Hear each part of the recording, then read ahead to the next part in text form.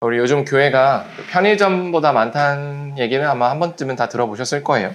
근데 또 막상 진짜 교회를 찾는 사람의 입장이 돼보면 의외로 갈 곳이 별로 없어요. 그래서 건강한 교회를 찾으려고 그러면 생각보다 많지 않다라는 걸 느끼게 됩니다. 그렇다면 어떻게 해야 우리가 교회를 건강하게 세울 수 있을까요? 그 답이 바로 오늘 본문에 있습니다. 그래서 오늘 설교를 잘 들어보시면 우리가 건강한 교회를 세울 수 있는 방법을 우리가 이제 아실 수 있을 겁니다. 우리가 몇 차례 나눴듯이 고린도 교회는요, 문제가 있었어요. 그래서 사도 바울은 그 문제를 해결하기 위해서 고린도 전서라는 편지를 썼죠. 그런데 사도 바울은 고린도 교회가 문제가 있다고 해서 고린도 교회를 너는 문제가 있어 라고 이렇게 낙인 찍지 않았습니다. 복음의 렌즈로 그 교회를 하나님의 교회라고 보고 또 그 안에 있는 성도들의 연약한 면을 그냥 연약하다라고 보지 않고 또 긍정적으로 복음의 렌즈로 봤다라는 거예요. 그런데 우리가 여기서 주목해야 될 것은 그래서 바울이 그래 괜찮아 이렇게 두둔해 주는 걸로 끝내지 않았다라는 겁니다. 바로 정확하게 무엇이 문제였는지를 얘기해주고 알려줬다라는 거예요. 그게 그 고린도 교회를 성숙시키는 방법인 거죠. 우리가 보통 어떤 사람에 대해서 두 가지 입장을 취하기가 보통 쉬워요. 뭐냐면 그냥 그 사람의 모든 걸 두둔해주는 이런 쪽을 가든가 아니면 그 사람은 뭐 안 돼 라고 생각해서 그냥 손절하거나 아니면 그냥 비판하거나 이렇게 두 쪽으로 가기가 쉽습니다. 그런데 사도 바울은 그 사람을 공감하면서도 동시에 그 사람의 연약한 부분을 잘 사랑으로 알려주면서 세워주려고 했죠. 그래서 바울이 꼬집은 문제가 뭐였냐 고린도 교회에 바로 분파 문제였어요. 고린도 교회는요 4가지의 분파가 있었어요. 바울파, 베드로파, 아볼로파, 그리스도파 이렇게 4가지의 분파가 있었다는 거예요. 이 분파가 왜 생겼느냐? 하나님의 말씀에 대해서 잘못 알아서예요. 그래서 바울은 이거를 고쳐주고자 했습니다. 그래서 바울이 첫 번째로 했던 말은 뭐냐면 교회는 말이야 같은 말을 하고 같은 마음으로 같은 뜻으로 온전히 합해져야 돼 라고 이야기를 한 거죠. 맞아요. 너무 맞는 말이에요. 그렇다면 무엇으로 같아지냐? 바로 그리스도로 같아져야 된다라는 겁니다.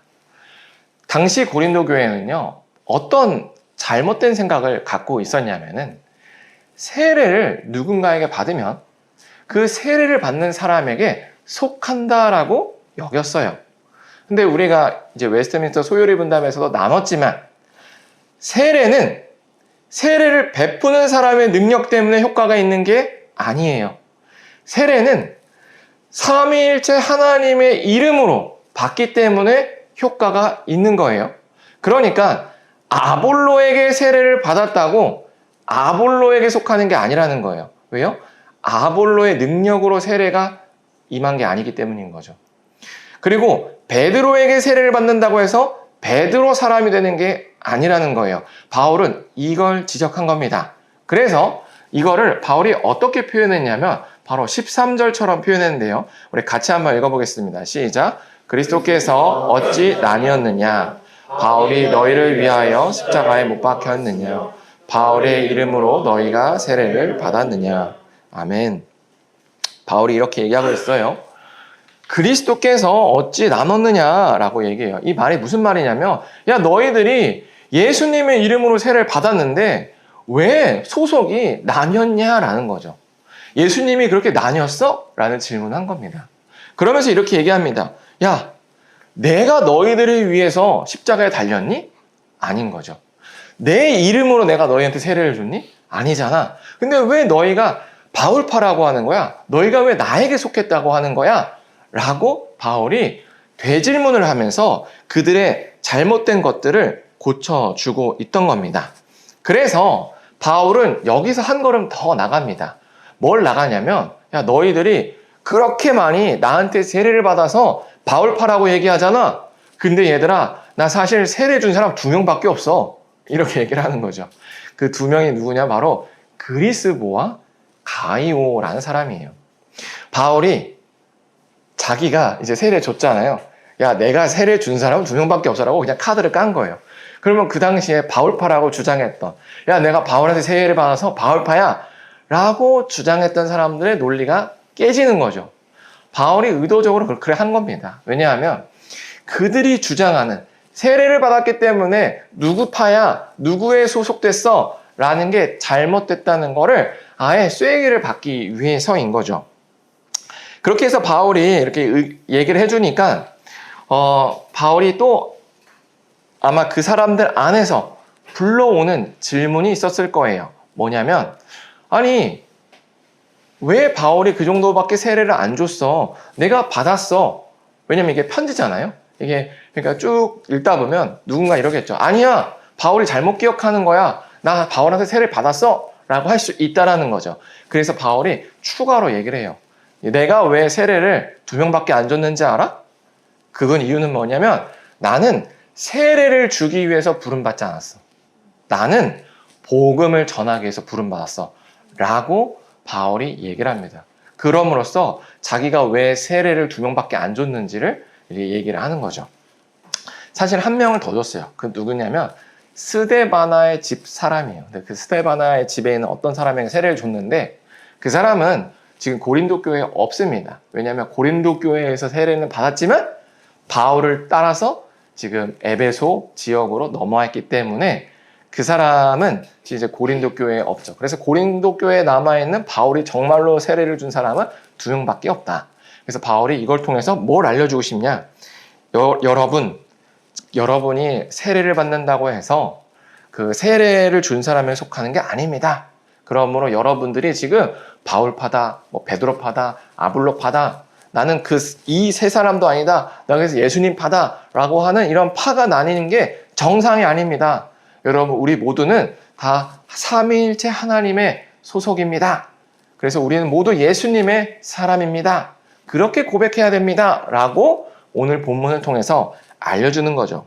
그래서 우리가 실제로 이제 역사가 넘어와서 지금도 우리가 세례를 받죠. 그래서 누구는 감리교 출신이 있어요. 그래서 감리교에서 세례 받는 사람도 있고요. 누구는 장로교에서 세례 받는 사람도 있고요.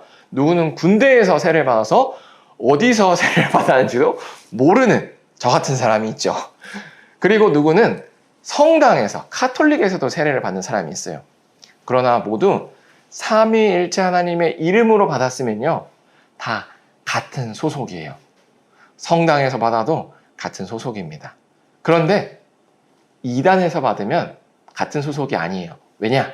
이단은요, 그 삼위일체를 제대로 고백하지 않기 때문이에요.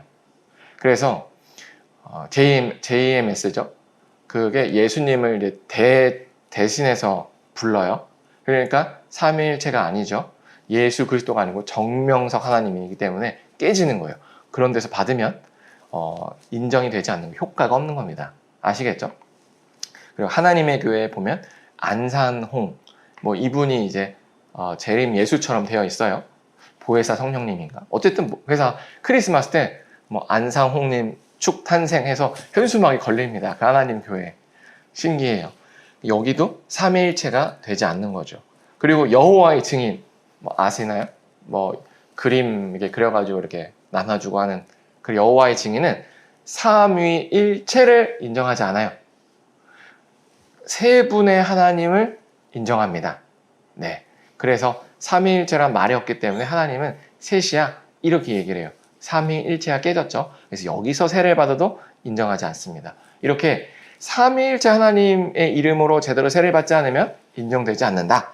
이게 우리가 알아야 될 거예요. 이것처럼 우리가 어떤 하나님의 말씀에 대해서 잘 모르면 교회에는 문제가 생겨요. 그래서 우리가 아는 뭐 이런 유사한 예들이 있어요. 예전에 지금은 이제 이런 의식이 많이 사라졌는데 과거에 어떤 게 있었냐면 강대상은 하나님의 말씀이 선포되는 거룩한 곳이니 신발을 벗고 올라가야 된다. 뭐 이런 게 있어요. 근데 우리 교회는 강대상이 없기 때문에 어디부터 벗어야 될까? 이런 의문이 드는 거죠. 이런 거예요. 과거에 아니 왜 신발 벗어야 돼요? 막 이렇게 논리를 하면 목사님이 거룩하게 하나님 말씀 선포하는데 벗어야지.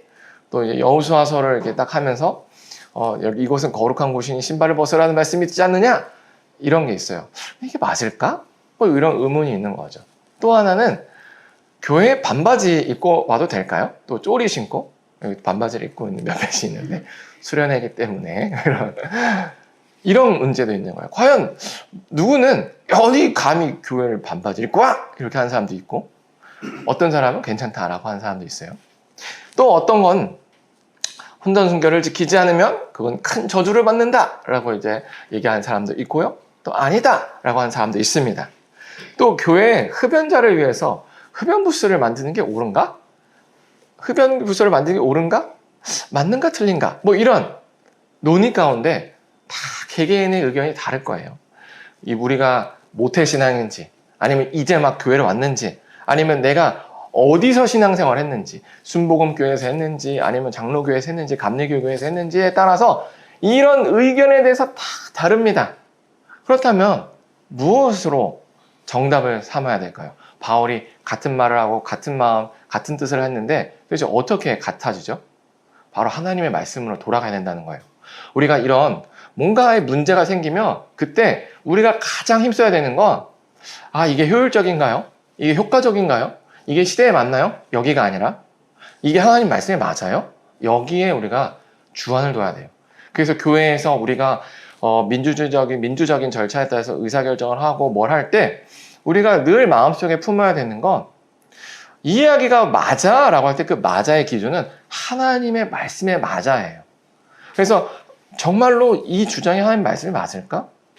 정말로 우리가 어떤 직분자를 세우고 어떤 교회의 일꾼을 세울 때 이 사람을 뽑는데 이 사람을 뽑는 이유가 인기투표가 아니라 정말로 이 사람의 삶의 모습, 가고자 하는 방향, 말하고자 하는 이야기들이 하나님의 말씀이 맞아? 우리가 이것을 잘 파악해야 된다라는 겁니다. 이걸 파악하지 않으면 결국에 어떻게 돼요? 고린도 교회처럼 다 각자의 생각에 따라서 각자가 가고자 하는 길을 가게 됩니다. 그래서 목사님 파, 장로님 파, 뭐 이렇게 나눠요. 제가 이 한국 교회에 대한 문제 의식을 가지고 있던 것 중에 하나가 뭐냐면 그 목사님 사례에 대한 문제 의식을 좀 갖고 있었어요. 목사님들이 사례를 여러분들이 아마 깊숙하게 개입해 본 적이 없기 때문에 어떻게 결정되는지 잘 모르실 거예요. 목사님들의 사례는요, 어떤 총회 같은 데서 너 1년차야? 250 받아? 이렇게 안 해요. 그냥 그 교회에서 정해집니다. 작은 교회 같이 우리가 작은 교회는 누가 정하냐면 목사가 정합니다. 그러다 보니까 그냥 목사가 정한 대로 가게 돼요. 근데 이렇게 처음에 시작하는 건 재정 상태가 넉넉하지 않잖아요. 그러니까 처음에는 다 이제 작게 받아요. 어쩔 수 없이. 근데 교인들이 어느 정도 모이잖아요. 그러면 재정 상태가 넉넉해집니다. 그러면 그때부터 목사 마음에 뭐가 생기냐면 보상 심리가 생겨요. 어쩔 수 없겠죠. 사람이니까. 왜냐면 내가 이렇게 헌신하고 내 돈을 써가면서 내 시간을 써가면서 시간 대비 안 되게 이렇게 일했으니까 내가 보상을 받아야지 라고 생겨요. 근데 그때는 이미 이 교회에서 소위 중직이라고 하는 이런 안수집사나 아니면 장로 이런 사람들이 생기는 거죠. 그러면서 그 사람들이 같이 목사님이랑 함께해서 교회의 전체적인 예산을 짜요. 목사님 사례는 1년에 얼마 할 것이고 교회 운영비는 얼마 할 것이고 선교비는 얼마 할 것이고 짭니다. 그런데 목사님들의 보상심리가 발동하면 아무리 장로님들이 뭘 제안해도 터무니없이 적어요. 그래서 아니 김 장로님 지금 이게 말이 됩니까? 그래서 싸우게 되는 거죠. 그 장로님은 아니 목사님 너무하십니다. 지금 교회 재정이 이런데 이렇게까지 하셔야겠어요? 하면서 교회가 둘로 나뉘는 거예요. 장로님 파, 목사님 파. 아니 그래도 목사님 고생하셨는데 목사님 좀 대우해 드려야지. 이렇게 하는 분이 있고 아니 그래도 이건 너무하잖아. 어디까지 받아야 돼? 이렇게 나뉘게 된다는 거예요. 이게 제가 한국교회에 가졌던 문제의식이에요. 그래서 우리 교회는 어떻게 해야 될까? 그래서 아까 하나님의 말씀에서 답을 찾아야 된다 했잖아요. 레위기에 보면 답이 있는 것 같아요. 레위기에서 그 레위인들은요, 공무원이에요, 공무원. 개념이. 왜냐하면 이스라엘 사람들이 모아온 그 세금같이 모아온 그 재물을 하나님께 드리고 일부를 떼서 그걸로 사는 겁니다. 레위인이 뭔가를 열심히 혁신을 한다고 해서 그 배분받을 양이 늘지가 않아요. 정해져 있거든요. 줄긴 줄어요. 안 내면. 그런데 늘진 않아요. 공무원이죠. 네? 저는 여기서 착안이 되는 것 같아요. 목사가 교회를 개척을 한다 해도 하나님 나라의 시선에서 보면 그냥 공무원 파견직 공무원이 맞겠다라는 생각이 든 거죠. 그래서 우리 교회에서 제가 정한 건 아마 나중에 들어오신 분들은 못 들었을 수 있겠지만 우리 교회의 목사 월급표는 그 공무원 5급 월급표를 따라가기로 했어요. 그래서 1년차 얼마, 2년차 얼마. 이건 뭐 협의할 게 없죠. 정부에서 정해주니까 그냥 그걸 따라가면 된다. 이걸 제가 한 이유는 저도 사람인지라 보상 심리가 작동이 안 될 거라고 저도 장담을 못 하겠어요. 그래서 저도 저를 그냥 족쇄에 매이려고 한 겁니다. 그래야 제가 사업가가 안 될 거라는 생각이 드는 거예요. 교회는 스타트업 CEO가 아니라, 목사는 스타트업 CEO가 아니라 하나님 나라에 파견된 공무원으로서 지역교회를 잘 섬긴다라는 컨셉이 저는 더 성경적이라고 보는 거예요. 그렇죠? 뭔가 사업체처럼 운영한다는 게 성경에 어디 구절도 그런 구절이 없는 거죠. 이것처럼 우리가 어떤 문제를 교회에서 해결할 때는 하나님의 말씀에 더 가까운 게 무엇이냐를 우리가 계속 논의해 봐야 돼요. 이 문제 역시도 여러분들이 신앙생활 하면서 목사님 이거보다는 이게 더 하나님 말씀에 가까워요 라고 하면 말씀해 주시면 됩니다. 언제든지 그게 계속 개선될 문제가 있어요. 왜냐하면 우리는 하나님의 말씀을 이건 이거야 받는 게 아니라 성경에 있는 이야기의 흐름 가운데 우리가 적용을 하는 거예요. 그래서 우리 시대를 맞게 살아가는 겁니다. 그러니까 우리가 교회 문제에 당면한 여러 가지 문제들을 해결할 때 제가 제시하는 게 100%가 아닐 가능성이 있어요. 그러니까 여러분이 그거에 대해서 이야기를 할 때는 그러니까 목사님 그거는 제가 이제 하나님 말씀을 쭉 읽다 보니까 이러이러한 이유 때문에 이게 더 하나님 말씀에 가까운 것 같아요 라고 하면 우리가 아주 스무스하게 모든 논의들을 진행할 수 있다. 그래야 교회가 건강해질 수 있어요.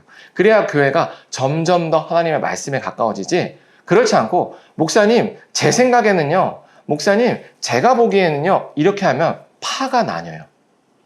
왜냐하면 다 살아온 배경과 배경 지식이 다르잖아요. 그러니까 우리가 정말로 토론해야 될 그 토론의 장은 하나님의 말씀이다라는 거죠. 그래서 우리가 하나님의 말씀을 가지고 어떤 문제들을 계속 해결하는 그런 공동체가 되어갔으면 좋겠습니다.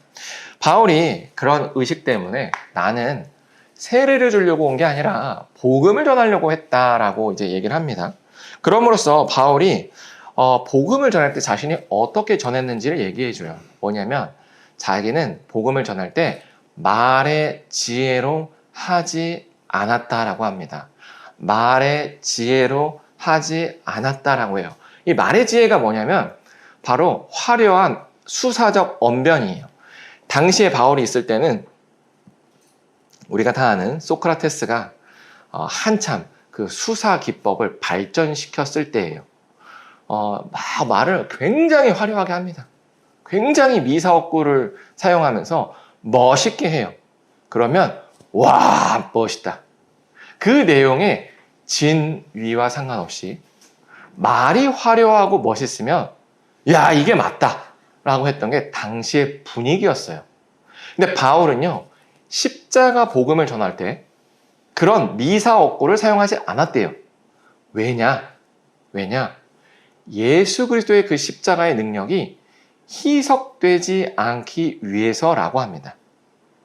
왜 희석되냐면 예수님의 그 복음은요 전달되고 듣고 받아들이면 무조건 반응이 나와요.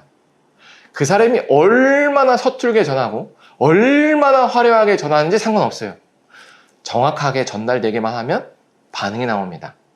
어떤 식이냐면 예수님께서 우리를 위해서 이 땅에 오셨고 우리의 죄를 대신해서 벌을 받아서 죽으셨대요. 십자가에서. 3일 만에 부활하셨답니다. 그러므로 이제 시작되는 게 이제 여기까지가 이제 복음 이야기예요. 이제부터. 그러므로 우리가 원래는 하나님과 교제할 수 없었는데 이제는 하나님께 교제할 수 있게 됐고 그리고 하나님이 우리를 그의 자녀로 삼으셨으니 이제 죽어서 하나님 나라에 들어갑니다. 들어가는 그 하나님 나라가 천국이래요가 이게 복음의 큰 골자죠. 우리가 어린이 예배 때 늘 나누는 게 그겁니다. 이거를 정말로 우리가 흘려듣지 않고 잘 들으면 뭐가 우리 안에서 발생되냐면 그래? 죽음이 끝이 아니야? 여기가 이제 시작되는 거죠. 이게 정말로 잘 듣고 정말로 우리 마음에 박히면 그래? 죽음이 끝이 아니야? 그래? 죽어서 예수님 때문에 내가 진짜 좋은 천국에서 영원히 살아? 그러면 지금 이 땅이 너무 짧은 거 아닌가? 꿈과 같이 정말 짧은 순간이구나. 여기까지 논리적으로 갈 수밖에 없다는 거예요. 그러면 우리가 꿈에서 억만장자가 되기를 꿈꾸지 않아요. 맞죠? 꿈에서 우리가 억만장자가 되어봐야 깨면 현실이거든요. 꿈에서 이야 나 꿈에서 여보 나 꿈에서 억만장자가 됐어. 아내가 정신 차려 우리 집엔 돈이 없어 뭐 이렇게 되는 거죠. 현실이 중요한 거예요. 오래 사는 곳이 중요하다는 거죠. 그렇다면 천국, 영원히 사는 천국과 100년을 사는 이 땅 중에 어디가 꿈일까? 라고 한다면 이 땅이 꿈이라 라는 게 논리적 전개로 나올 수 있는 이야기입니다. 그렇다면 이런 복음을 정말로 제대로 받아들였고 인식한 사람은 반응이 나오죠. 그래? 그러면 내가 지금처럼 아둥바둥 살 필요가 없는 게 아닐까? 내가 진짜 이게 꿈과 같이 짧은 순간이라면 진짜 내가 여기서 한탕 하는 게 맞겠다라고 생각해서 사는 게 잘못된 게 아닌가? 라고 돼요. 그러면 그제야 뭐가 바뀌냐면 삶의 시선이 바뀌어요. 어디로 바뀌냐면 바로 남에게 갑니다. 이 땅이 끝이다 라고 하면 너무 짧잖아요. 그러니까 여기서 뭔가 내가 다 승부를 봐야 돼 라고 생각해서 나에게만 초점이 있어요. 내가 행복해야 돼. 내가 어떻게 하면 행복하지? 뭘 사면 행복하지? 뭘 하면 행복하지? 라고 해요. 그런데 이 땅이 끝이 아니라는 게 내 마음에 들어오면 남이 그때부터 보입니다. 그럼 그제서야 나보다 못한 사람을 도와요. 그러면 그때서야 돈이 없어도 얼마나 행복하게 살 수 있는지를 깨닫게 됩니다. 그렇게 예수님의 말씀은 능력이 있습니다. 그래서 우리가 교회 문제를 다룰 때 하나님 말씀으로 하면 될까요? 라는 질문 앞에 요게 대답이에요. 하나님 말씀은요, 능력을 가지고 있어요. 그래서 우리가 세상의 어떤 지혜를 따르는 것보다 결과적으로 나중에 보면요, 아, 진짜 옳았네가 될 거예요. 근데 우리가 개인적인 문제에서 의사결정을 할 때 하나님 말씀을 따르는 거랑 내 본능을 따르는 거랑 뭐가 이익이야 라고 하면 당장은 본능을 따르는 게 이익처럼 보입니다. 맞죠? 교회 문제도 똑같아요. 교회 문제도 하나님의 말씀을 따라 선택하는 거랑 지금 당장 눈앞에 현실이랑 따졌을 때 현실을 따르는 게 이익처럼 보여요. 근데 멀리 보면요, 결국 하나님 말씀대로 손해보고 선택한 게 맞았네? 라고 느껴진다라는 거죠. 마지막으로 제가 한 가지 예화를 들고 이제 마무리 하려고 하는데요. 제가 아는 여러분이 아실지 모르겠지만 김동원 목사님이라는 분이 있어요. 높은 뜻 숭의교회라는 곳을 개척했고 무슨 교회였는데 기억이 안 나네요.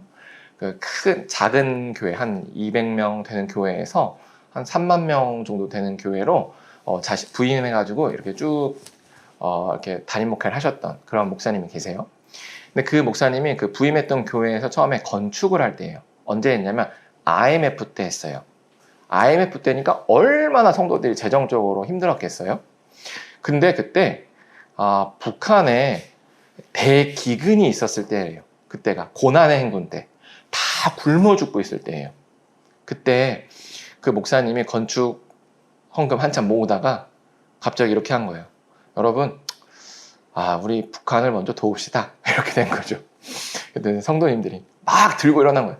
목사님, 지금 IMF 때고 막 우리 낸 것도 있는데 우리 건축하는 거 이거 다 마무리 짓기도 힘든데 지금 무슨 북한 사람들을 도와준다는 겁니까? 이러면서 막 난리가 났던 거죠. 근데 그 목사님이 이렇게 얘기한 거예요. 내가 북한 사람이면 내가 통일됐을 때 우리 엄마 아빠 다 고난행군 때 굶어 죽어갔을 때 우리 교회 이렇게 돈 많아가지고 삐까뻔쩍한 왕궁을 짓고 있었다 알고 있었으면 나 도끼 들고 와서 이 교회 문짝 찍을 거다. 이렇게 보니까 맞는 것 같더라고요. 정말로 우리가 몰라서 그렇지 우리는 지금 대단한 돈을 모아가지고 으쌰으쌰 해서 이런 건물, 화려한 건물 지었는데 바로 옆에 한 수십 킬로 떨어진 곳에서는 정말로 거의 모든 국민들이 굶어 죽고 있더라. 이랬을 때 그거를 그 사람들이 알았더라. 그랬을 때 그 사람들이 왜 너희는 나를 안 도와줬니? 라고 하면 과연 우리는 자유로울 수 있을까? 이게 성경적이잖아요. 근데 이게 현실에서 우리가 닥쳤다고 해보세요. 과연 쉬울까요? 그러면 2배 내라는 얘기입니까? 건축헌금? 이거 되는 거예요. 그럼 우리는 어떤 선택을 해야 될까요? 하나님 말씀을 선택해야 된다는 거죠.